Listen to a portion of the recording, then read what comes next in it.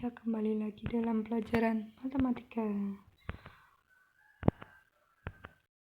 Oke, apakah kalian siap untuk pelajaran matematika? Let's go. Hari ini kita akan belajar tentang pola dan barisan bilangan. Pada pola dan barisan bilangan, nanti kita akan belajar tentang yang pertama yaitu tentang pola bilangan. Yang kedua tentang barisan dan deret aritmatika. Dan yang ketiga kita akan belajar barisan dan deret geometri. Oke, untuk pada hari ini kita akan belajar tentang pola bilangan. Sebelumnya, kalian tahu nggak sih apa itu pola bilangan? Ya, pola bilangan adalah urutan bilangan yang memiliki pola tertentu. Contohnya adalah 2, 4, 6, 8. Kenapa barisan tersebut termasuk pola bilangan? Karena 2 ke 4 bertambah 2, 4 ke 6 bertambah 2 juga, dan 6 ke 8 juga bertambah 2. Jadi, barisan tersebut berpola dengan bertambah 2. Oke, selanjutnya, apa kegunaan mempelajari barisan dan deret? Sebenarnya, dalam kehidupan sehari-hari, kita banyak menggunakan barisan dan deret, tetapi kita tidak menyadarinya. Salah satu contohnya yaitu untuk mengetahui banyaknya kursi yang dibutuhkan untuk memenuhi gedung. Jadi dalam gedung itu kita bisa menghitung dengan menggunakan cara barisan dan deret untuk mengetahui berapa banyak kursi yang dibutuhkan. Kemudian untuk menghitung jumlah bakteri, tidak mungkin kita akan menghitungnya manual karena bakteri itu selalu membelah. Jadi kita bisa menggunakan rumus deret. Oke. Kita akan belajar tentang pola bilangan. Yang pertama kita belajar tentang membuat formula dan melanjutkan pola bilangan. Ya, di sini ada gambar rumah beserta nomor rumahnya. Ketika kita mencari alamat rumah seseorang dalam suatu kompleks perumahan, kita akan melihat nomor rumah tersebut. Sisi manakah yang ganjil atau genap? Ya, kalian tentu harus mengingat bagaimanakah bilangan ganjil itu. Bilangan ganjil itu dimulai dari angka 1, 3, 5, 7, dan seterusnya. Jadi, sisi yang ganjil terletak di sisi yang atas pada gambar tersebut. Kemudian, untuk yang genap, bilangan genap itu dimulai dari 2, 4, 6, 8, dan seterusnya. Sehingga pada gambar tersebut, sisi yang genap terletak di sisi yang bawah. Apakah urutan nomor rumah semakin bertambah atau berkurang? Nah, dengan memahami pola rumah tersebut, kita akan dengan mudah menemukan alamat rumah tanpa melihat satu persatu nomor rumah yang ada dalam kompleks perumahan tersebut. Ini adalah salah satu contoh juga dalam mempelajari barisan dan deret. Coba perhatikan urutan bilangan berikut. Bagaimanakah pola bilangannya? 2, 4, 6, 8, 10, dan seterusnya. Aturan pada urutan bilangan tersebut dapat kita buat secara umum sebagai berikut. Untuk urutan yang ke-1 itu ada angka 2. Dari manakah angka 2? Kita bisa menuliskan dengan 2 kali 1. Benar ya, 2 kali 1 adalah 2. Selanjutnya, untuk urutan kedua, kita memperoleh angka 4. Dari manakah 4? Kita menuliskan 2 kali 2. Selanjutnya, untuk urutan ketiga, kita mendapatkan angka 6. Dari manakah angka 6? Kita menuliskan angka 2 kali 3.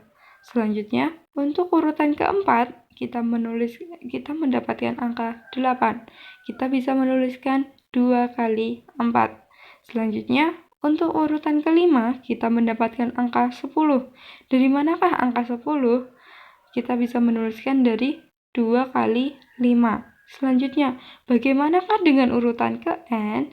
Jadi, dari urutan ke-1 sampai urutan ke-5, kita mendapatkan angka 2 yang selalu sama. Kita bisa menuliskan dulu angka 2-nya.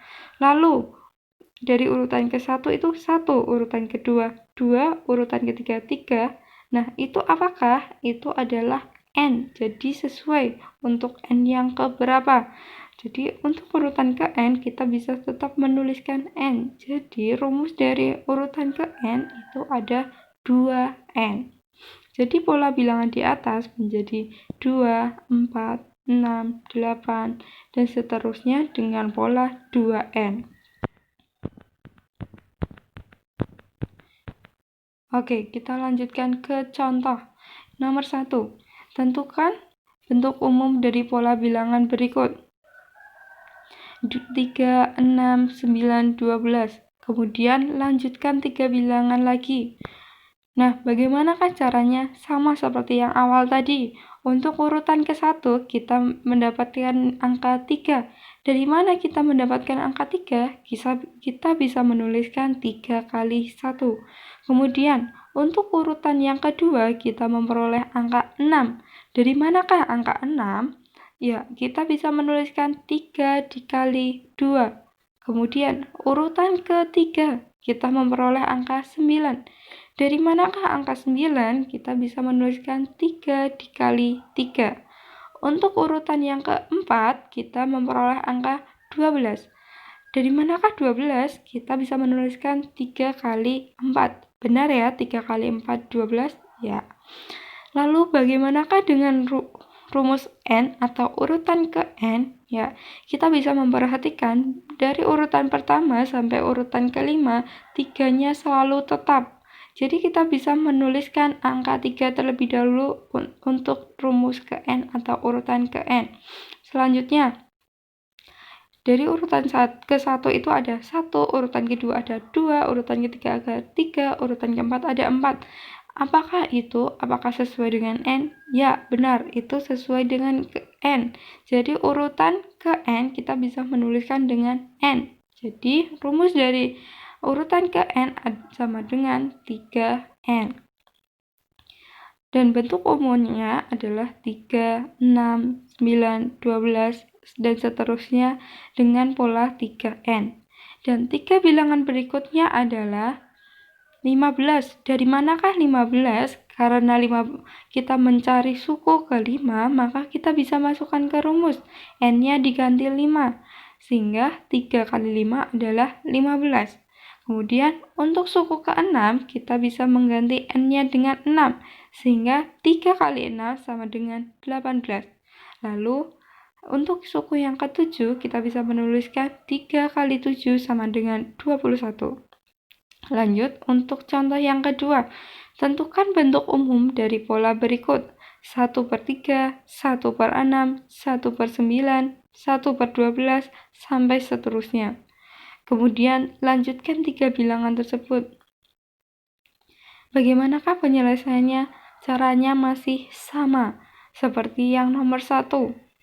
Untuk urutan ke-1, kita mendapatkan angka 1/3. Dari manakah angka 1/3? Kita bisa menuliskan 1/3 dikalikan 1. Lanjut ke urutan kedua, kita memperoleh angka 1/6. Dari manakah 1/6? Kita bisa menuliskan 1/3 dikalikan 1/2. Benar ya, 1/3 dikali 1/2 sama dengan 1/6. Oke, kita lanjutkan lagi. Untuk urutan yang ketiga, kita memperoleh angka 1/9. Dari manakah 1/9? Kita bisa menuliskan 1/3 dikali 1/3. Lanjut, untuk urutan yang keempat, kita memperoleh angka 1/12. Dari manakah angka 1/12? Kita bisa menuliskan 1/3 dikalikan 1/4. Lalu, bagaimanakah rumus ke n atau urutan ke n? Ya, kita bisa memperhatikan dari urutan ke-1 sampai urutan ke-5, sepertiganya selalu tetap, sehingga kita bisa menuliskan 1/3. Selanjutnya, untuk urutan ke-1, tadi kita bisa mengalihkan dengan 1 atau 1/1. Untuk urutan kedua, 1/2. Urutan ketiga, 1/3. Urutan keempat, 1/4. Sehingga kita bisa menuliskan dengan dikalikan 1/n, karena itu sesuai dengan n-nya. Dan kita mencari rumus ke n, maka dikalikan dengan 1/n. Selanjutnya, rumus untuk ke n artinya sama dengan 1/n. 3N. Jadi bentuk umumnya adalah 1/3, 1/6, 1/9, 1/12, sampai seterusnya dengan pola 1/3N. Dan 3 bilangan berikutnya adalah 1/15. Dari manakah 1/15? Karena kita mencari barisan kelima, sehingga kita bisa masukkan ke rumus. 1/3 kali 5 sama dengan 1/15. Selanjutnya, untuk suku ke-6, kita bisa masukkan ke rumus juga. 1/3 kali 6 sama dengan 1/18. Untuk suku yang ke-7, kita juga bisa memasukkan ke rumus 1/3 kali 7 sama dengan 1/21. Ya, bisa dipahami terlebih dahulu sebelum dilanjutkan. Nah, selanjutnya kita akan belajar tentang bentuk-bentuk pola bilangan. Untuk yang pertama, kita akan belajar tentang pola bilangan ganjil. Masih ingat pola bilangan ganjil itu seperti apa? Ya, pola bilangan ganjil itu 1, 3, 5, 7, 9. Kemudian, bagaimanakah rumus suku KN dari suatu bilangan ganjil? Nah, kita bisa memperhatikan, kita cari dengan cara yang sama seperti yang tadi. Untuk urutan yang ke-1, kita memperoleh angka 1. Dari manakah 1? Kita bisa mencarinya dengan 2 dikalikan 1 dikurangi 1. 2 kali 1, 2 dikurangi 1. Berapa? Ya, 1. Kemudian, untuk urutan kedua, kita memperoleh angka 3. Dari manakah angka 3? Ya, kita tuliskan 2 kali 2 dikurangi 1. 2 kali 2 berapa? Ya, 4. 4 dikurangi 1, 3. Sama ya hasilnya. Kemudian, untuk urutan ketiga. Ketiga kita memperoleh angka 5. Dari manakah angka 5? 2 kali 3 dikurangi 1. 2 kali 3, 6. Dikurangi 1, 5. Lalu bagaimanakah dengan urutan ke-n? Jadi kita bisa memperhatikan dari urutan ke-1 sampai ke-5, duanya selalu tetap. Jadi kita bisa menuliskan angka 2 terlebih dahulu. Kemudian dari urutan ke-1 kita dikalikan dengan 1, urutan ke-2 dikalikan 2, urutan ke-3 dikalikan 3, urutan ke-4 dikalikan 4, urutan ke-5 dikalikan 5. Itu sama dengan n-nya. Jika untuk barisan ke-1, maka n-nya diganti 1, urutan kedua n-nya diganti 2. Nah, untuk urutan ke-n, n-nya tetap n. Selanjutnya, perhatikan lagi urutan ke-1. Urutan ke-1 dikurangi 1, urutan kedua kurangi 1, urutan ketiga juga dikurangi 1. Maka kita bisa menuliskan di urutan ke-n juga dikurangi 1. Sehingga rumus ke-n itu 2n dikurangi 1. Lanjut. Berapakah jumlah dua bilangan ganjil pertama? Berarti dua bilangan ganjil pertama itu adalah 1 dan 3. Berapakah jumlah dari 1 dan 3? Ya, 4. 4 bisa kita tulis dengan 2 kuadrat. Selanjutnya, jumlah 3 bilangan ganjil pertama. 3 bilangan ganjil pertama itu ada 1, 3, 5. Berapakah jumlah ketiga bilangan itu? Ya, 9. Kita bisa menuliskan dengan 3 kuadrat.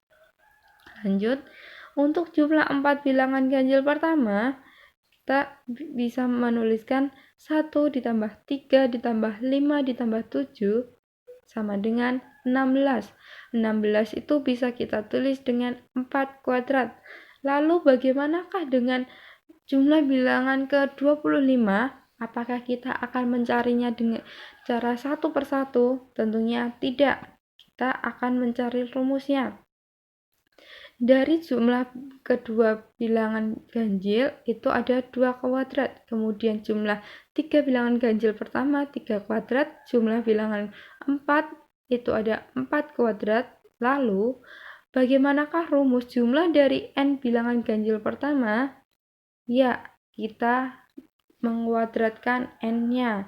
Karena untuk 2 bilangan pertama 2 kuadrat, 3 bilangan pertama 3 kuadrat, dan 4 bilangan pertama 4 kuadrat, maka jumlah dari n bilangan pertama adalah n kuadrat. Atau dapat kita tuliskan bahwa 1 ditambah 3 ditambah 5 ditambah 7 ditambah seterusnya dengan pola 2n-1, maka hasilnya adalah n kuadrat dengan n adalah bilangan asli. Sekarang contoh. Hitung jumlah dari 1 ditambah 3 ditambah 5 ditambah 7 tambah 9 tambah 11, tambah 13, tambah 15, ditambah 17, ditambah 19. Berapakah hasilnya? Oke, menggunakan penyelesaiannya. Bagaimanakah caranya? Apakah dengan menjumlahkan satu persatu? Tentunya tidak. Kita tadi sudah memiliki rumus atau sudah mengetahui rumusnya. Itu berapa bilangan ganjil pertama? Ya, itu adalah 10 bilangan ganjil pertama. Jadi, n-nya sama dengan 10. Karena rumus dari jumlah bilangan ganjil pertama adalah n kuadrat, maka kita bisa memasukkan rumus dengan 10 kuadrat sama dengan 100. Jadi, jumlah dari 10 bilangan ganjil pertama adalah 100.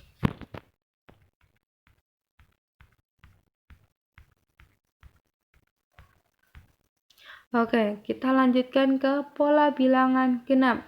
Bagaimanakah pola bilangan genap? Ya, pola bilangan genap itu ada 2, 4, 6, 8, dan seterusnya.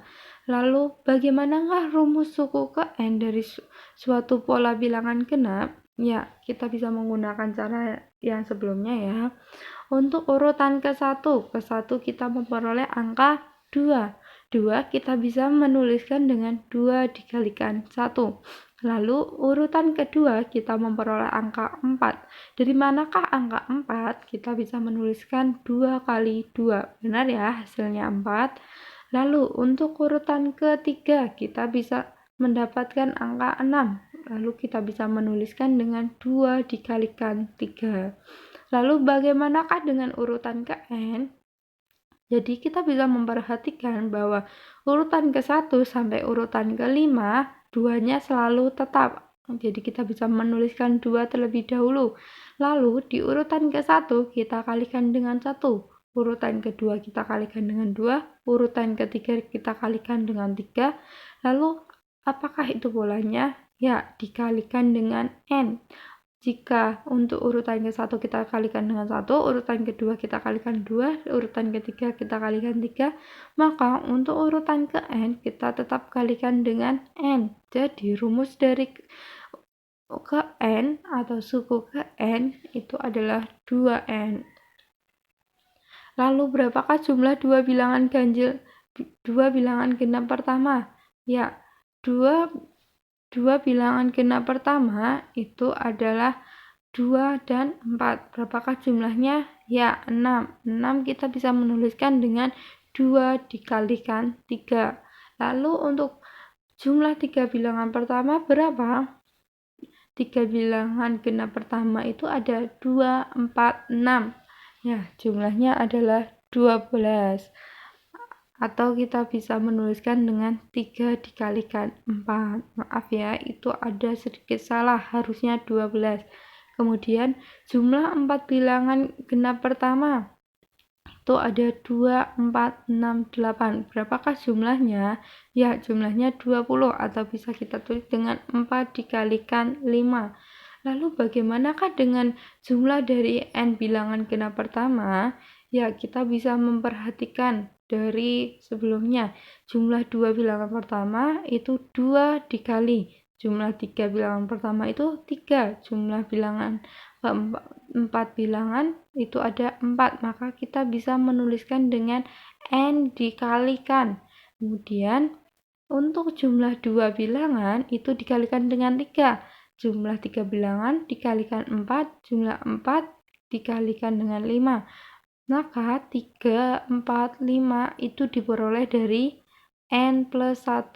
Oke, jadi jumlah dari n bilangan genap pertama itu sama dengan n dikalikan n plus 1. Atau dapat kita tulis dengan 2 ditambah 4 ditambah 6 ditambah 8 dan ditambah seterusnya dengan pola 2n sama dengan n dikalikan n plus 1 dengan n adalah bilangan asli. Oke, contohnya. Nomor 1, hitunglah jumlah 15 bilangan pertama. Bagaimanakah caranya? Tentunya kita tidak menghitung satu persatu, tetapi kita bisa langsung memasukkan ke dalam rumus karena kita sudah mengetahui rumus jumlah dari n bilangan genap pertama. Yang ditanyakan adalah jumlah 15 bilangan genap yang pertama, maka kita bisa menggantikan n dengan 15. Karena rumusnya adalah n dikali n plus 1, maka kita bisa mengganti dengan 15 dikali 15 plus 1. 15 dikali 15 tambah 1 berapa? Ya, 16. Jadi, 15 dikali 16 sama dengan 180. Jadi, jumlah dari 15 bilangan genap pertama itu adalah 180.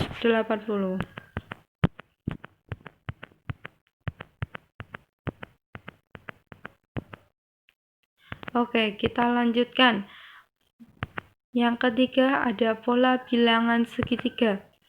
Pola bilangan segitiga adalah 1, 3, 6, 10. Atau bisa kita gambar dengan seperti ini. Bisa diperhatikan ya gambarnya. Karena gambar itu membentuk segitiga, maka kita sebut dengan pola bilangan segitiga. Nah, bagaimanakah rumus suku ke n dari pola bilangan segitiga? Ya, rumusnya adalah n dikali n plus 1 dibagi 2, dengan n adalah bilangan asli. Dari manakah mendapatkan rumus suku ke n? Dari cara yang tadi yang telah kita pelajari. Bisa dicari sendiri. Selanjutnya, pola bilangan persegi. Pola bilangan persegi adalah 1, 4, 9, 16. Ya, bisa diperhatikan di gambarnya. Karena gambarnya itu membentuk persegi, maka kita namakan dengan pola bilangan persegi. Lalu, bagaimanakah rumus suku ke n dari pola bilangan persegi? Ya, pola bilangan rumusnya adalah n kuadrat. Dengan n adalah bilangan asli. Kita telah mencari rumus ini di depan tadi. Bisa dilihat lagi ke depan. Selanjutnya, kita akan mempelajari tentang pola bilangan persegi panjang. Pola bilangan persegi panjang adalah 2, 6, 12, 20. Ya, kita bisa memperhatikan gambarnya ya. Kalau dihitung nanti menghasilkan 2, 6, 12, dan 20. Lalu bagaimanakah rumus suku ke n-nya? Rumus suku ke n pada pola bilangan persegi panjang adalah n dikali n plus 1 dengan n bilangan asli. Kita telah menemukannya tadi ya. Oke, selanjutnya kita akan belajar tentang pola bilangan Fibonacci. Apa itu pola bilangan Fibonacci? Ya, pola bilangan Fibonacci itu adalah penjumlahan dua suku depannya. Ya, jadi contohnya ini ya, ada 1, 1, lalu 1, 1 itu adalah dua bilangan awal. Selanjutnya setelah 1, 1 itu ada 2. Kenapa bisa 2? Karena jumlahan dua bilangan sebelumnya. Dua bilangan sebelumnya adalah 1, 1. Berarti jumlah dari 1 ditambah 1 adalah 2. Kemudian selanjutnya diperoleh 3. Dari manakah 3? Dari 1 ditambah 2. Selanjutnya ada 5. Dari berapakah 5 itu? Dari 2 ditambah 3. Lalu berapakah? Lalu ada angka 8. Dari manakah? Dari 3 ditambah 5. Lalu ada 13. Dari manakah 13? Dari 5 ditambah 3. Dan seterusnya. Jadi rumus UN pada bilangan Fibonacci adalah UN-1 ditambah UN-2. Artinya, suku sebelumnya ditambah dua suku sebelumnya itu untuk mencari UN. Oke, yang terakhir kita akan mempelajari tentang bilangan segitiga Pascal. Nah, bagaimana bilangan segitiga Pascal tersebut? Ya, seperti gambar di samping. Itu ada 1, 1, 1. Kemudian ada 1. Nah, di tengah itu adalah penjumlahan dari atasnya. 1 ditambah 1, 2. Lalu 1 tambah 0, 1. Kemudian lanjut ke bawah, tetap 1, 1 tambah 2, 3. 2 tambah 1, 3. 1. Lalu 1 lagi. 1 tambah 3, 4. 3 tambah 3, 6. 3 tambah 1, 4. Lalu 1 lagi. Kemudian seperti itu ya, untuk penjumlahannya itu dari dua bilangan atasnya. Atau rumus jumlah bilangan barisan ke n dari pola bilangan segitiga Pascal adalah 2 pangkat n min 1, dengan n adalah bilangan asli. Contohnya, nomor 1. Jika n-nya 1, maka berapakah jumlah bilangan barisan ke 1? Kita bisa masukkan ke rumus. Tadi kita memperoleh rumus 2 pangkat n min 1, maka n-nya kita ganti dengan 1. 2 pangkat 1 min 1. 1 dikurangi 1 berapa? Ya, 0. Berarti 2 pangkat 0 adalah 1. Karena semua pangkat yang kita pangkatkan dengan 0 hasilnya adalah 1. Kemudian yang kedua, n sama dengan 4. Berapakah jumlah bilangan barisan keempat? Ya, kita bisa masukkan ke rumus lagi. N-nya kita ganti dengan 4. Berarti 2 pangkat 4 min 1. 4 dikurangi 1 berapa? 3. Jadi 2 pangkat 3 sama dengan 8. Lanjut, tentukan barisan pada pola segitiga Pascal yang jumlah bilangannya adalah 256. Nah, bagaimanakah ini? Ya, kita bisa memasukkan ini ke dalam rumus, karena rumus yang kita ketahui jumlah bilangan Pascal itu adalah 2 pangkat n min 1, maka kita sama dengan 256, karena jumlah yang diketahui dalam soal adalah 256. 256 itu adalah 2 pangkat 8. Jadi kita bisa menuliskan 2 pangkat 8 sama dengan 2 pangkat n min 1. Karena duanya sama atau basisnya itu sama, jadi kita bisa menuliskan langsung eksponen atau pangkatnya saja. Jadi kita bisa menuliskan 8 sama dengan n min 1. Selanjutnya kita pindah ruas.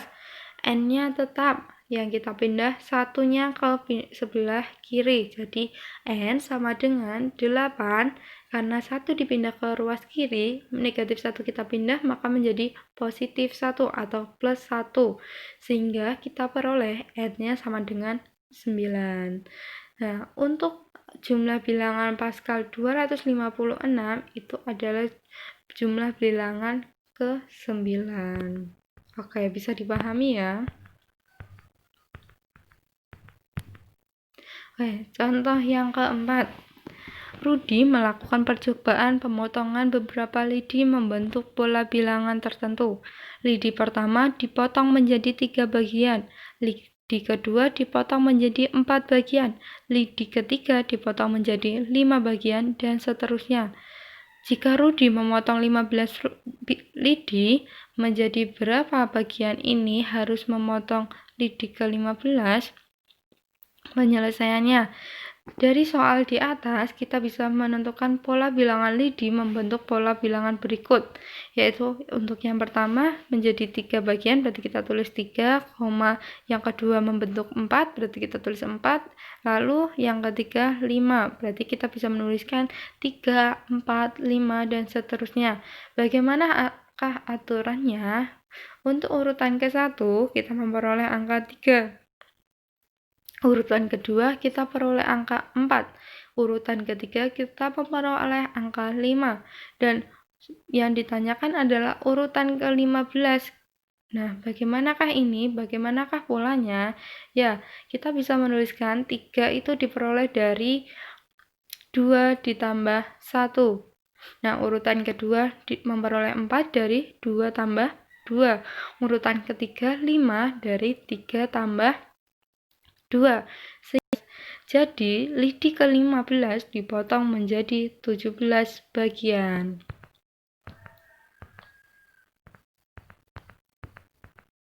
Oke, cukup sekian untuk pembelajaran kita kali ini. Apakah ada yang ingin ditanyakan? Jika ada yang ingin ditanyakan, bisa PC Ustazah. Sekian dari Ustazah. Mohon maaf apabila ada kesalahan. Wassalamualaikum warahmatullahi wabarakatuh.